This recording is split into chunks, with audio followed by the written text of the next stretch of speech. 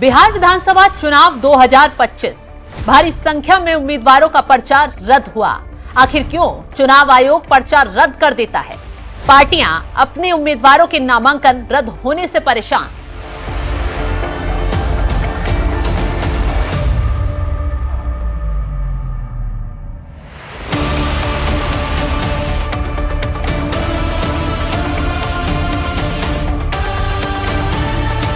नमस्कार, आप देख रहे हैं एनएमएफ न्यूज में आपके साथ शबनम।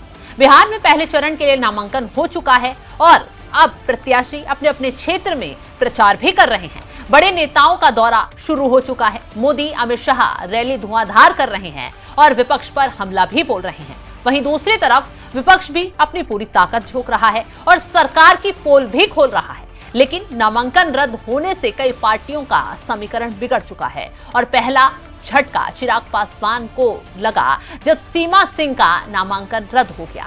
इसलिए आज हम अपनी स्टोरी में बताएंगे कि आखिर चुनाव में उम्मीदवारों का नामांकन रद्द क्यों होता है। लेकिन इस कानूनी प्रक्रिया पर बात करें उससे पहले बता दें कि इस बार पहले चरण में किस पार्टी के कितने उम्मीदवारों की दावेदारी खत्म हुई है। मीडिया चैनलों की रिपोर्ट की माने तो सुगौली से वीआईपी के उम्मीदवार शशि भूषण सिंह का नामांकन रद्द हुआ है, तो वहीं मंडोरा सीट से एलजेपी आर की उम्मीदवार सीमा सिंह का नामांकन रद्द हो गया है। कई जिलों में और भी उम्मीदवारों का नामांकन रद्द हुआ है। मोहनिया से आरजेडी उम्मीदवार श्वेता सुमन का नामांकन रद्द। वाल्मीकि नगर सीट से जन स्वराज पार्टी के उम्मीदवार का नामांकन रद्द। सुगौली विधानसभा सीट से वीआईपी उम्मीदवार का नामांकन रद्द।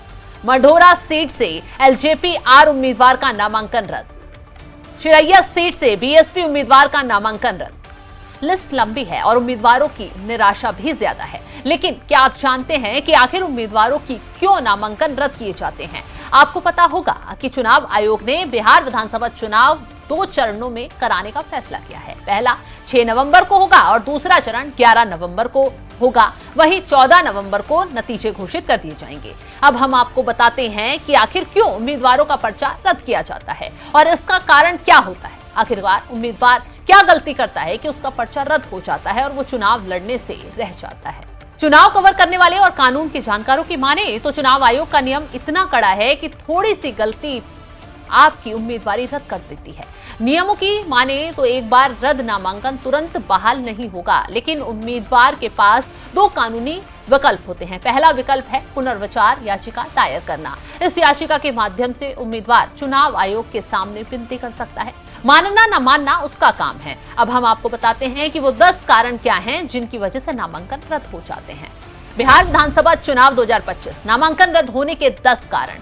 उम्मीदवार किसी कारण से अयोग्य घोषित हो, नामांकन पत्र या जरूरी दस्तावेज जमा ना होना, नामांकन पत्र उम्मीदवार या प्रस्तावक की जगह कोई और जमा करे, नामांकन पत्र पर प्रत्याशी का सिग्नेचर का मिलान ना होना, नामांकन के लिए प्रस्तावकों की संख्या पूरी नहीं है, उम्मीदवार उस वर्ग से नहीं है जिसके लिए सीट आरक्षित है, प्रस्तावक उस विधानसभा क्षेत्र का मतदाता नहीं होना, नामांकन के लिए निर्धारित प्रारूप में हलफनामा नहीं होना, हलफनामे में कॉलम खाली छोड़े गए और नोटिस के बाद भी नया हलफनामा नहीं दिया, उम्मीदवार उस क्षेत्र का मतदाता नहीं है, उम्मीदवार ने अपने नाम वाली मतदाता सूची की प्रमाणित प्रति या अंश नहीं लगाया।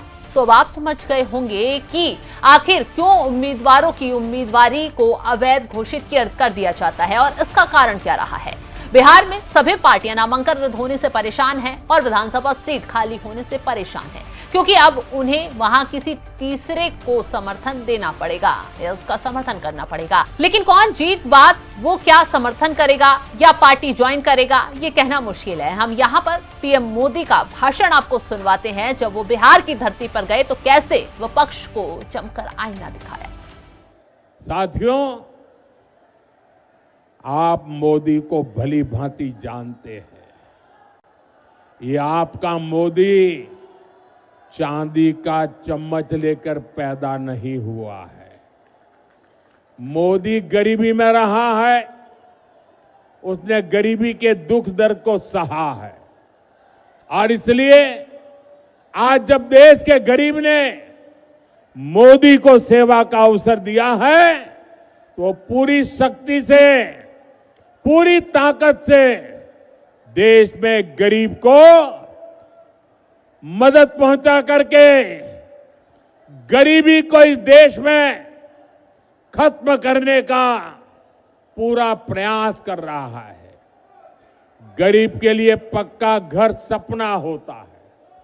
हमारी सरकार ने 11 साल में 4 करोड़ से ज्यादा पक्के घर बनाकर मेरे गरीब परिवारों को दिए और इसमें से 60 लाख पक्के घर यहां बिहार के मेरे गरीब परिवारों को मिले हैं।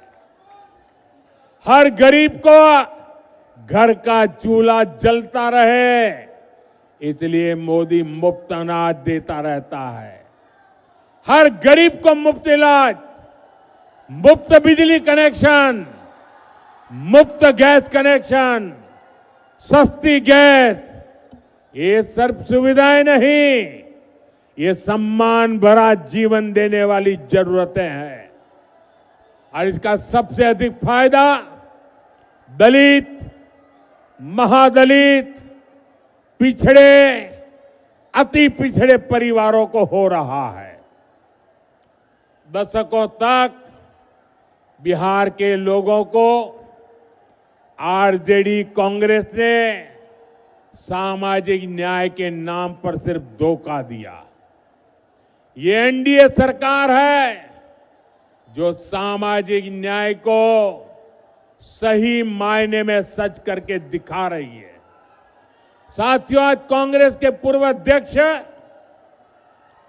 सीताराम केसरी जी की पुण्यतिथि है।